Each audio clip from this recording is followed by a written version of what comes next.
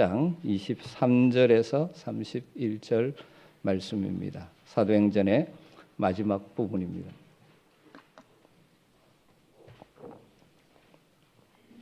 말씀을 한 절씩 교독하겠습니다.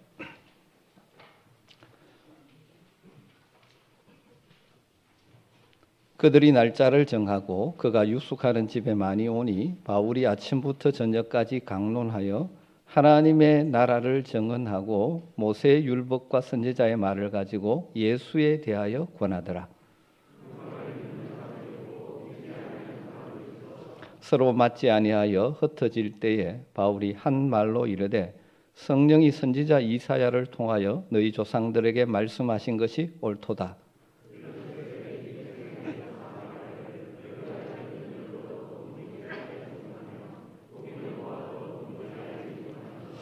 이 백성들의 마음이 우둔하여져서 그 귀로는 둔하게 듣고 그 눈은 감았으니 이는 눈으로 보고 귀로 듣고 마음으로 깨달아 돌아오면 내가 고쳐줄까 함이라 하였으니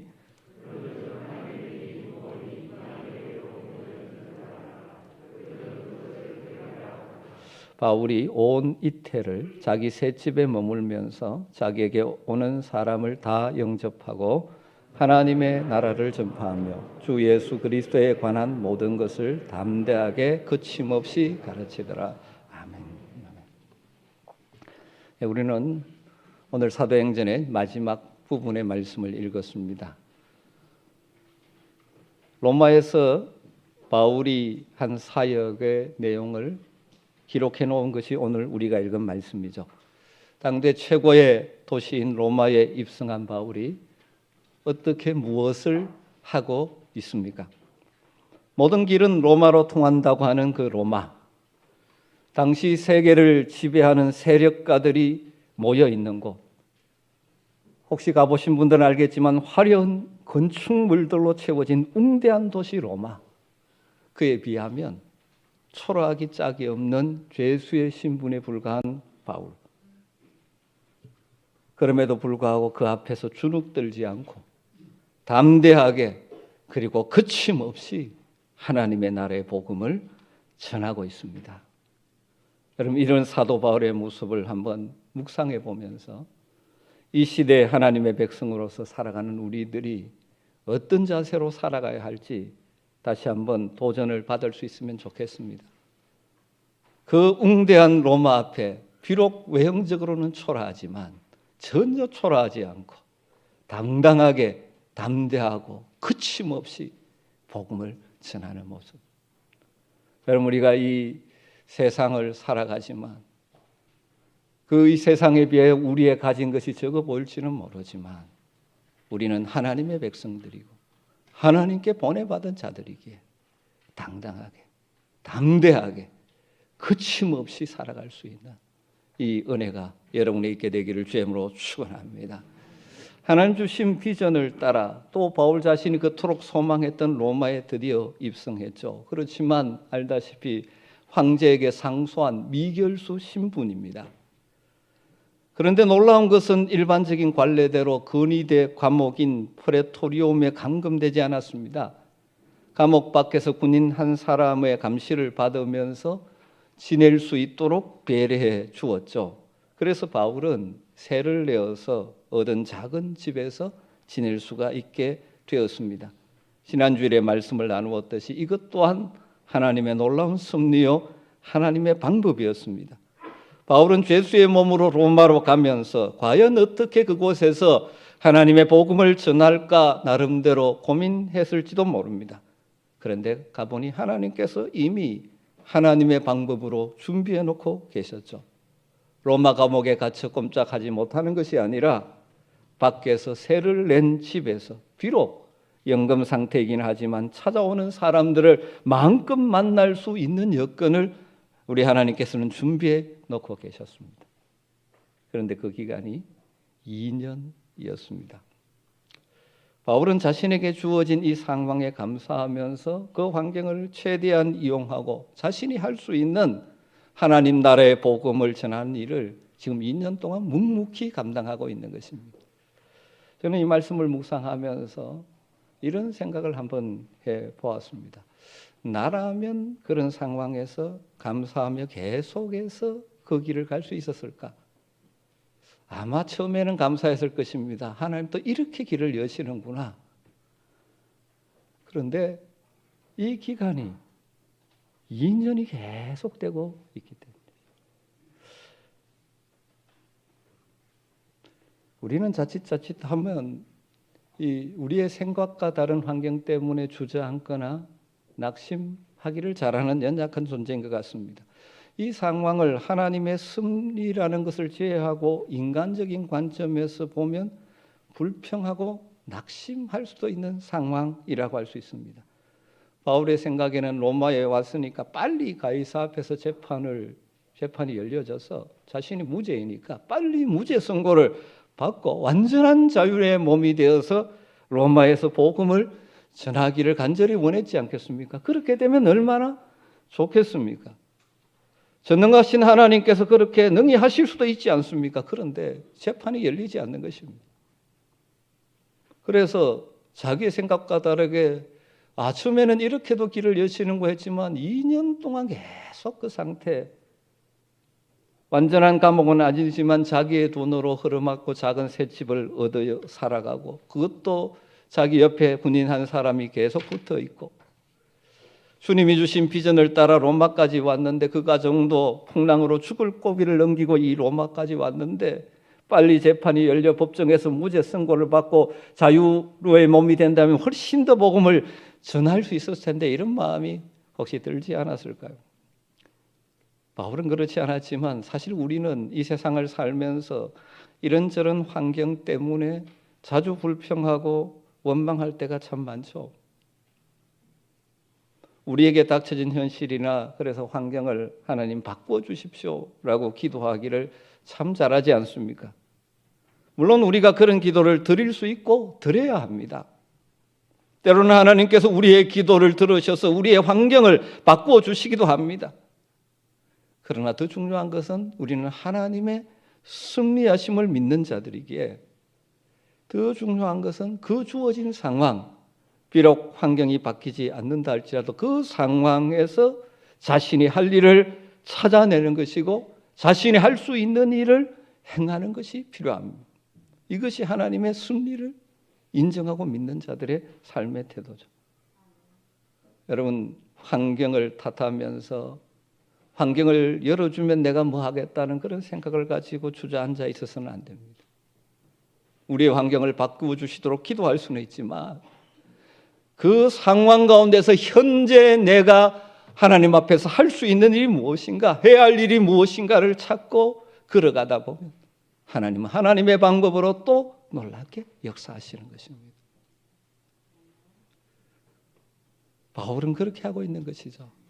우리는 안타깝게도 환경의 종이 되기가 참 쉽습니다. 여러분, 환경의 종이 되지 마시고 모든 것을 섭리하시는 우리 하나님을 신뢰함으로 현재 여기서 여러분에게 주어진 상황 가운데서 내가 해야 될 일이 무엇이고 할 수 있는 일이 무엇인지를 찾아 행하며 걸어가는 여러분 되시기를 주님으로 축복합니다. 하나님께서 그렇게 신실하게 걸어갈 때 신실하신 하나님 우리의 삶 가운데 예리해 주실 것입니다. 그리고 우리의 그런 수고와 섬김을 사용해서 하나님의 계획과 뜻을 이루어 가실 것입니다. 그렇다면 비록 미결수 신분이지만 이 자기의 셋집을 찾아오는 사람들에게 2년 동안 바울이 전한 메시지가 무엇이라고 성경은 기록하고 있습니까? 23절을 보면 그들이 날짜를 정하고 그가 유숙하는 집에 많이 오니 바울이 아침부터 저녁까지 강론하여 하나님의 나라를 증언하고 모세의 율법과 선지자의 말을 가지고 예수에 대하여 권하더라. 하나님의 나라를 증언하고 예수님에 대하여 권했다라고 말하죠. 30절과 31절에도 다르게 표현하지만 같은 내용이 나오죠. 바울이 온 이태 동안, 그러니까 온전히 2년 동안 자기 셋집에 머물면서 자기에게 오는 사람들을 다 영접하고 하나님의 나라를 전파하며 주 예수에 관한 모든 것을 담대하게 거침없이 가르치더라. 바울이 그를 찾아온 사람들에게 전한 메시지가 무엇입니까? 하나님의 나라와 주 예수 그리스도에 관한 모든 것이라고 사도행전 기자인 누가는 요약해 주고 있습니다. 여러 가지 했겠지만 그 핵심은 하나님의 나라, 주 예수 그리스도. 여러분, 그런데 하나님의 나라와 주 예수 그리스도에 관한 모든 것은 다른 것이 아니고 동일한 것입니다. 왜 그렇습니까? 하나님의 나라, 하나님의 통치는 예수님이 이 땅에 오셔서 예수님이 가르치신 것이고 예수님이 사역하심으로 그리고 십자가에 돌아가심으로 예수님을 통해 이 땅에 하나님의 나라가 임했기 때문이죠.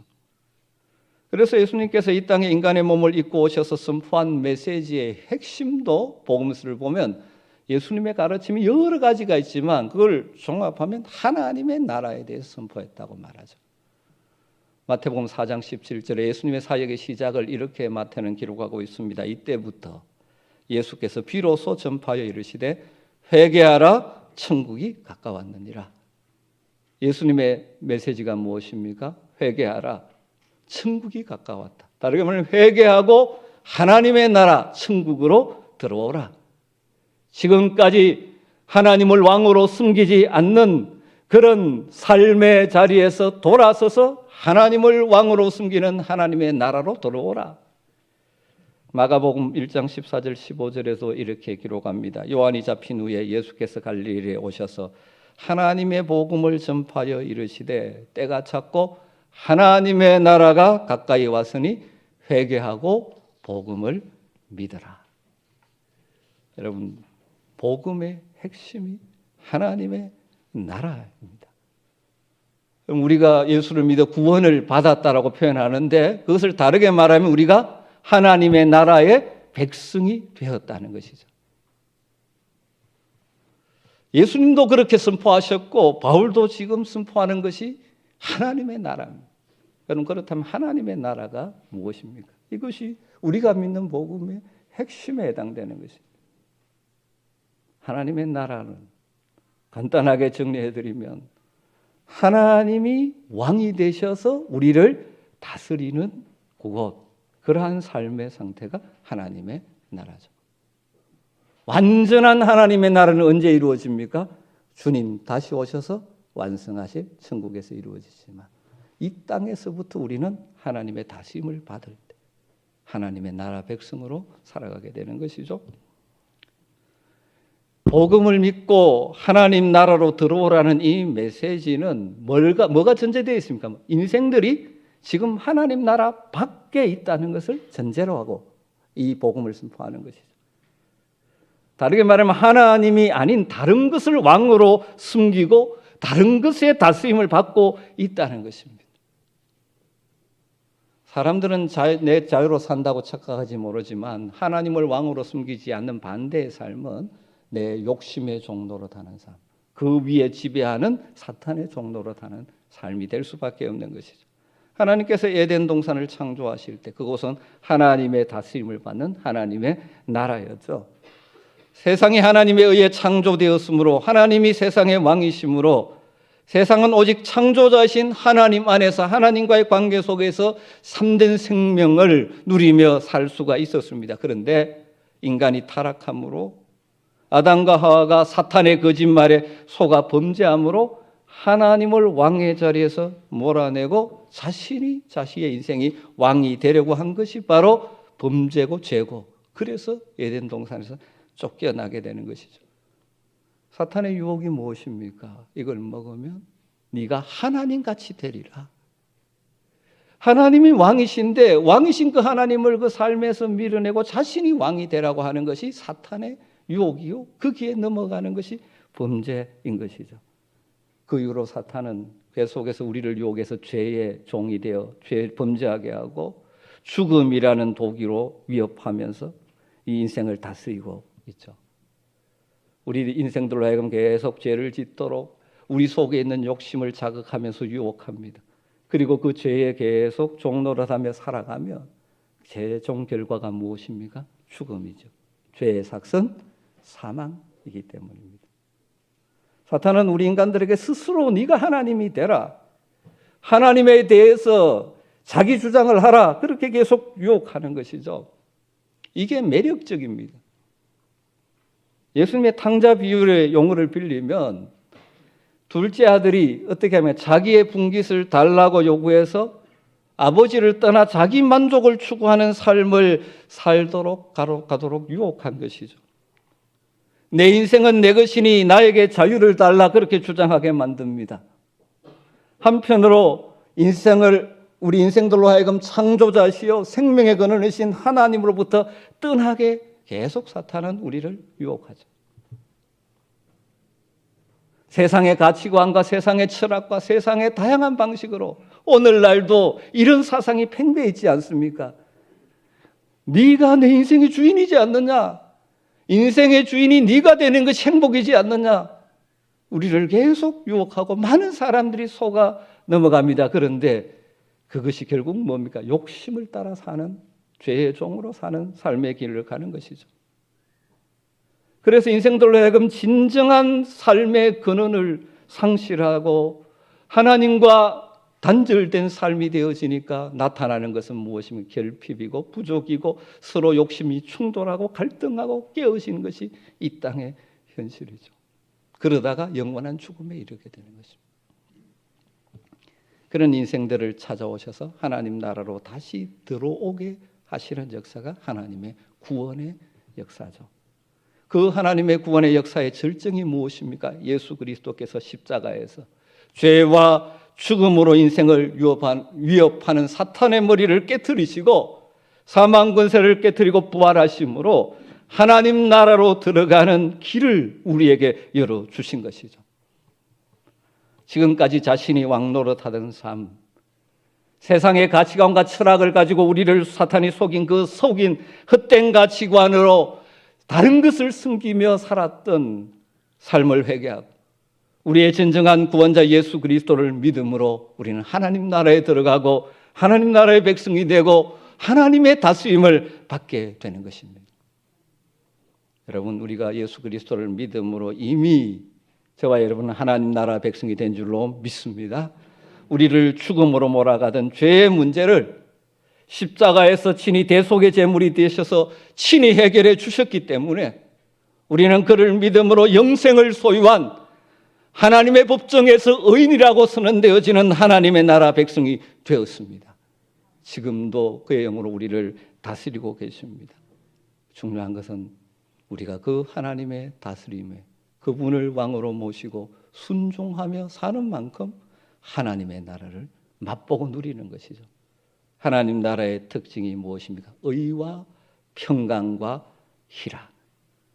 여러분, 내가 모든 인생을 해결하려고 하면 염려, 근심, 걱정이 내 삶을 지배합니다. 그러나 하나님이 왕이 되시고 내 삶을 다스려 주시라는 믿음과 확신이 있는 자들은 어떤 상황 속에서 평강을 누리고 기쁨을 맛보는 것이죠. 그래서 이 땅에서도 하나님의 나라를 맛보며 사는 것입니다. 그러나 아직 하나님의 나라가 완성되지 않았습니다. 주님 다시 오셔서 완성하실 때까지 우리는 여전히 우리를 이 사탄의 나라로 끌고 가려는 세력들과 영적인 전쟁을 치르며 살고 있는 것이죠. 여전히 이 땅에는 세상의 풍조와 가치관 그리고 인간의 욕심을 자극하여 하나님을 떠나 다른 것을 왕으로 숨기며 살라고 유혹하는 공중권세 잡은 자의 영향 아래 있기 때문에 많은 사람들이 그것이 자유라고 착각하며 방종의 길을 가고 죄의 길로 그리고 멸망의 길로 가고 있는 것이죠. 우리가 이 땅에서 하나님 나라 백성답게 살려고 하는 과정에 또한 수많은 그러기에 고난도 있고 어려움도 경험하는 것입니다. 그렇지만 매 순간 주님의 십자가를 붙들고 우리의 왕이신 하나님을 신뢰하며 믿음의 발걸음을 한 걸음 한 걸음 옮겨 놓을 때 우리의 진정한 왕이신 하나님이 우리의 인생을 책임지시고 보호하시고 인도하시고 순간순간 하나님 나라의 평강과 기쁨을 누리게 해 주시는 것입니다. 여러분, 하나님의 나라 백성으로서 하나님을 왕으로 숨김으로 누리는 평강과 기쁨을 맛보는 여러분 되시기를 주님으로 축원합니다. 내 심령에 하나님이 다스릴 때 심령 천국이 이루어지는 거예요. 우리의 교회 하나님의 다스림이 이루어질 때 교회 천국이 이루어지는 것입니다. 비록 이 땅에서는 완전치 않지만 그렇게 믿음의 발걸음을 걸어가다 보면 우리 주님 완성된 하나님의 나라를 우리에게 선물로 준비해 주시며 두 팔 벌려 환영해 주실 것입니다. 하나님의 나라, 이것이 예수님의 가르침의 핵심이요 바울 사도의 복음 전도의 핵심이었습니다. 바울이 열정적으로 전하는 하나님의 나라의 복음을 들은 사람들이 어떻게 반응을 했다고 말합니까? 24절에 보면 두 가지 반응이 나옵니다. 그 말을 믿는 사람도 있고 믿지 아니하는 사람도 있어. 여러분, 복음이 전해지는 곳에는 늘 이런 상반된 반응이 일어납니다. 지금도 일어나고 있죠. 바울이 전한 하나님의 나라의 복음을 믿고 받아들이는 사람들이 있습니다. 그래서 하나님의 백성으로 살기로 결단하는 사람들도 있습니다. 그러나 유대인들 가운데 더 많은 사람들은 믿지 않았습니다. 그래서 바울은 믿지 않고 떠나가는 그들에게 이사야 선지자의 말씀을 들려주었죠. 26절 27절에 보면 일러스되 이 백성에게 가서 말하기를 너희가 듣기는 들어도 도무지 깨닫지 못하며 보기는 보아도 도무지 알지 못하는도다. 이 백성들의 마음이 우둔하여져서 그 귀로는 둔하게 듣고 그 눈은 감았으니 이는 눈으로 보고 귀로 듣고 마음으로 깨달아 돌아오면 내가 고쳐줄까 함이라. 여러분, 바울 시대와 마찬가지로 우리가 살고 있는 이 시대도 이 생명의 복음, 하나님 나라의 복음에 대한 사람의 반응들은 동일합니다. 깨닫지 못하고 믿지 못하고 그래서 거부하고 대적하고 반대하는 사람들이 많이 있습니다. 그런데 놀랍게도 저와 여러분은 하나님의 은혜로 성령께서 우리의 눈을 열어주시고 깨닫게 해주셔서 하나님 나라의 복음을 듣고 깨닫고 믿게 된 줄로 믿습니다. 할렐루야. 이것이 얼마나 큰 은혜입니까? 이 복음, 하나님의 나라를 믿고 깨닫게 해주심에 감사하면서 주님을 날마다 내 삶의 주인으로 왕으로 모시고 그분의 음성을 듣기를 사모하고 말씀하시는 데 순종하면서 한 걸음 한 걸음 옮겨놓는 하나님 나라 백성으로 살아가시기를 주님으로 축복합니다. 마지막으로 살펴볼 것은 이렇게 하나님 나라의 복음을 전하는 바울의 자세, 태도입니다. 30절을 다시 한번 보시죠. 우리 30절을 같이 한번 읽겠습니다. 바울이 온 이태를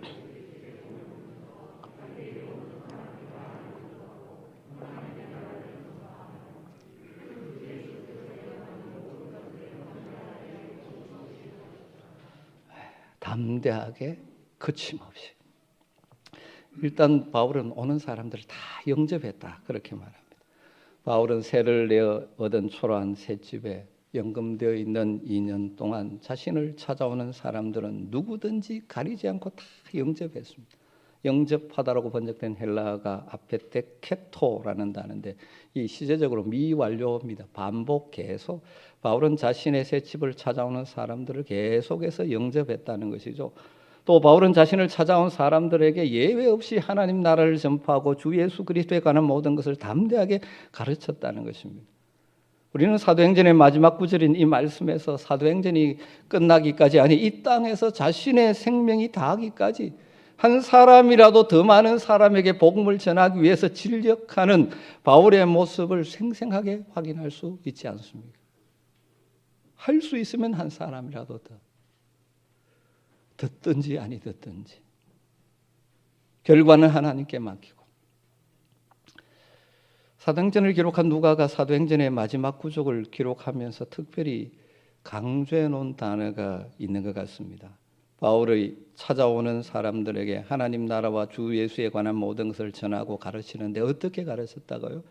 담대하게 그리고 그침없이 가르치는 것입니다. 담대하게 그리고 그침없이. 그렇게 복음을 전하고 있는 바울의 모습을 한번 상상해 보십시오. 그럼 바로 이 말씀 앞에 뭐가 나옵니까? 그가 전한 복음, 하나님 나라의 복음을 믿지 않는 사람들이 많이 있다고 나와 있죠. 그들과 대조를 이루고 있지 않습니까? 비록 받아들이지 않는 사람들이 있다 할지라도 낙심하지 않고 두려워하지 않고 담대하게 거침없이 여러분, 우리는 종종 내가 하는 일에 사람들의 반응이 좋지 않으면 낙심하기를 잘합니다. 목사지만 사역을 하다가 뭔가 좀 사람들의 반응이 그러면 낙심이 될 때가 참 많아요. 또 어떨 때는 그러면 포기해 버릴 때도 있습니다. 그렇지 않습니까? 우리가 전도를 하다가 반응이 없거나 부정적인 반응을 하는 사람 때문에 전도하는 것을 포기하는 것을 우리는 쉽게 하지는 않습니다. 아니, 어떤 사람은 아예 그 부정적인 반응, 그것 때문에 자기가 힘들어지는 것이 두려워서 아예 복음 전하는 일 자체를 포기하고 그냥 편안하게 나 혼자 신앙생활 하면 돼 하고 신앙생활을 하는 분들도 많지 않습니다. 비록 신부는 미결수입니다. 자신의 집은 초라한 새 집입니다. 세상적 기준으로 보면 굉장히 초라해 보입니다. 그러나 담대하게 그 웅대한 로마 앞에서 거침없이 복음을 전하는 이 바울 사도의 모습은 이 시대를 살아가는 우리 하나님 백성들에게 아주 강력한 도전이라고 저는 생각합니다. 여러분, 우리가 믿음으로 살아가는 삶의 중요한 특징 중에 하나가 무엇입니까? 담대함입니다. 용기입니다. 담대한 믿음의 용기가 없이는 이 타락한 세상, 적대적인 세상 속에서 하나님 백성답게 살아갈 수가 없지 않습니까? 여러분, 우리가 믿음으로 잘 살아간다고 해서 박수를 쳐주는 사람들이 우리 주변에 많은 것 아닙니다. 오히려 어떤 사람들은 반발하고 우리의 믿음을 모욕하고 비꼬기도 하는 사람들이 우리 주변에 많습니다.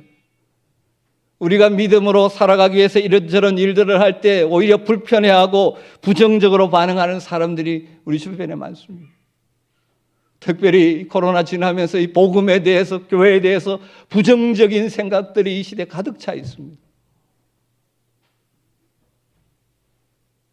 그래서 어떤 사람들은 삶의 자리에서 자신의 믿음을 드러내지 않고 조용히 심지어 믿음을 숨기면서 살아가는 성도들도 많이 있습니다. 그래서 어떤 목사님이 그런 성도들을 이순신 성도라 그러대요. 나의 죽음을 알리지 말라. 내가 예수 믿는 자들을 야임을 알리지 말라. 그래야 편하다고. 저는 우리 아멘교 성도님들이 삶의 현장에서 믿음의 용기를 가지고 어떤 어려움이 있어도 낙심하지 마시고 물러서지 마시고 담대하고 거침없이 삶의 현장에서 하늘 백성답게 하늘의 가치관을 가지고 살아갈 수 있게 되기를 주의 이름으로 축원합니다. 여러분, 그러기 위해서 우리에게 뭐가 필요합니까? 우리에게 담대함과 용기를 주시는 그 원천 되시는 하나님을, 우리 주님을 날마다 바라봐야 합니다. 세상을 바라보고 환경을 바라보고 여건을 바라보면 우리는 주눅들기 쉽습니다. 우리 자신의 결심만으로 우리의 복음의 적대적인 이 세상에서 담대하게 거침없이 살아갈 수가 없습니다. 우리의 용기의 원천은 주님께 있습니다. 우리 주님 안에서 용기를 가지고 내 자신과의 싸움, 내 속에서의 죄악된 본성인 욕심과의 싸움에서도 이기고 그 주님을 의지하고 주님의 말씀을 붙들고 용기 있게 우리에게 다가오는 온갖 시련과 도전을 극복해 나가는 하늘 백성들이 되시기를 주의 이름으로 축원합니다. 여러분, 쉽지 않은 시대를 살아가죠. 그러나 모든 것을 주관하시는 하나님이 내 삶의 주인 되시고 왕 되심을 신뢰하면서 그 하나님을 바라봄으로 그 하나님의 약속의 말씀을 붙들므로 믿음의 용기를 일으켜서 삶의 현장에서 담대하게 나가십시다. 그렇게 살아갈 때 우리를 구원하시기 위해서 담대하게 십자가를 지신 그 십자가의 자신을 제물로 내어주셨던 우리 주님, 그 주님께서 우리를 붙들어 주시고 우리를 통해 주님의 뜻을 이루어 가실 것입니다.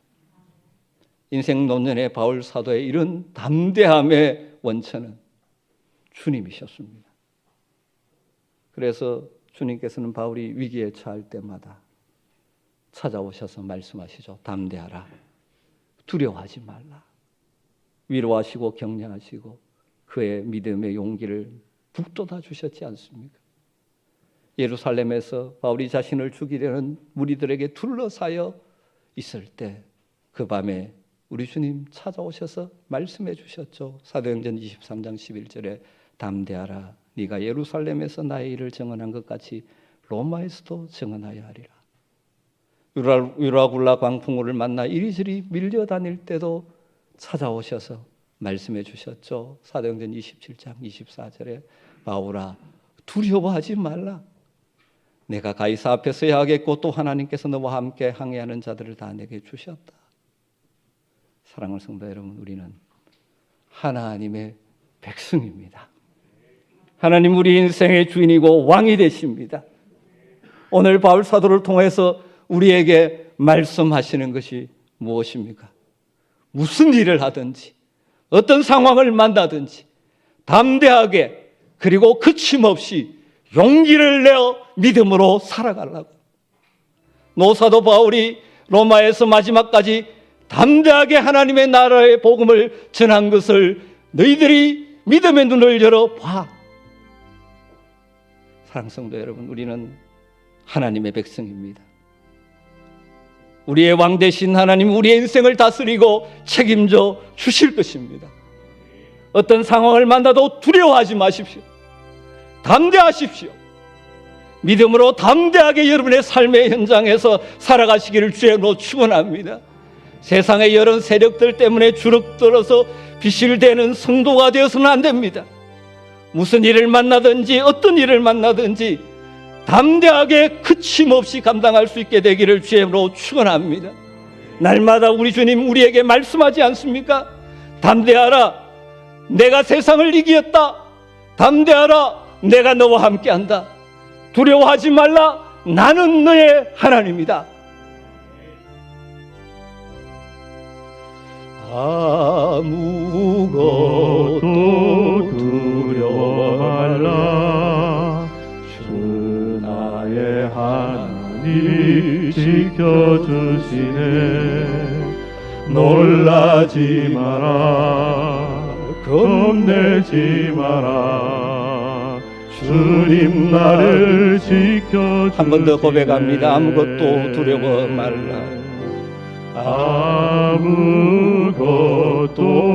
두려워 말라, 주 나의 하나님이 지켜주시네. 놀라지 마라, 겁내지 마라, 주님 나를 지켜주시네. 내 맘이 힘에 겨워 지칠지라도, 내 맘이 힘에 겨워 지칠지라도 주님 나를 지켜주시네. 세상의 험한 풍파, 세상의 험한 풍파 몰아칠 때도 주님 나를 지켜주시네.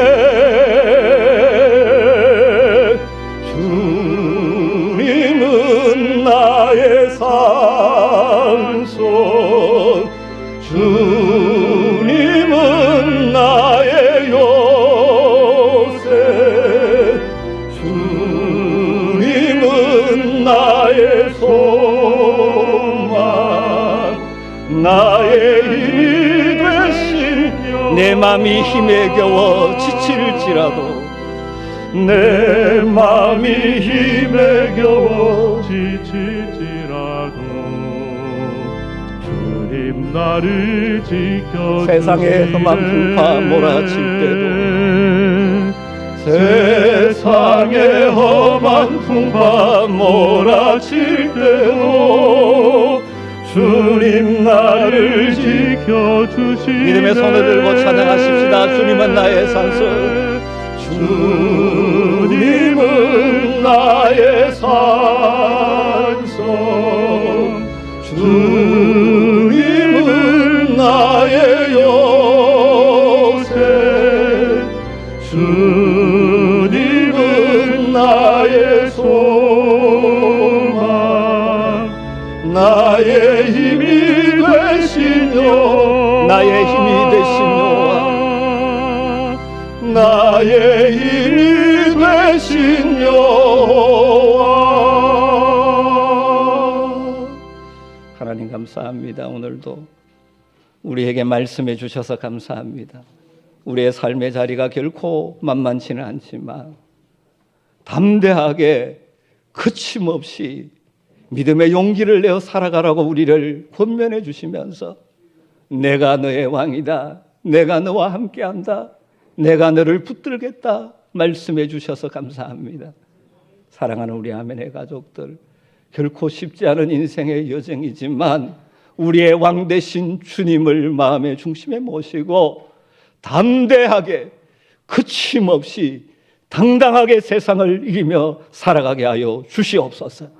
예수님의 이름으로 기도드리옵나이다. 아멘.